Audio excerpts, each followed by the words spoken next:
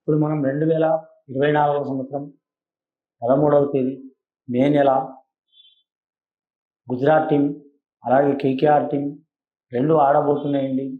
ఈ 2 టీంలో ఎవరు విన్ అవుతారో ఖగోళ శాస్త్ర ప్రకారం చూస్తున్నామండి. ఎవరు విన్ అవుతారు.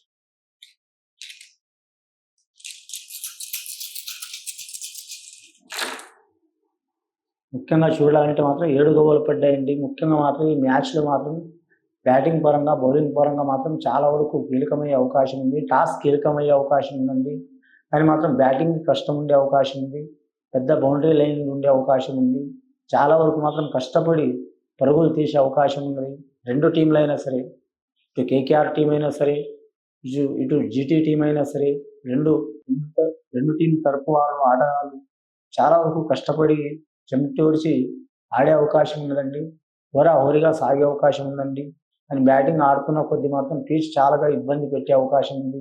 బౌలర్లను కూడా ఇబ్బంది పెట్టే అవకాశం ఉంది. అలాగే బ్యాట్స్మెన్ను కూడా ఇబ్బంది పెట్టే అవకాశం ఉంది. అలాగే ఫీల్డర్లను కూడా ఇబ్బంది పెట్టే అవకాశం ఉన్నది. ముఖ్యంగా ఈ మ్యాచ్లో మాత్రం గుజరాత్ టీం గెలిచే అవకాశం ఉన్నదండి.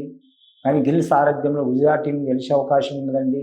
కేకేఆర్ తరపు నుంచి మాత్రం చివరి వరకు పోరాడి ఓడే అవకాశం ఉందండి. గుజరాత్ టీం అభిమానులు కానీ, అలాగే కేకేఆర్ టీవీ అభిమానులు కానీ మాత్రం క్రీడా స్ఫూర్తిలో మ్యాచ్ని తీసుకోవాలి, కానీ సీరియస్గా తీసుకోవద్దని నా మనవండి.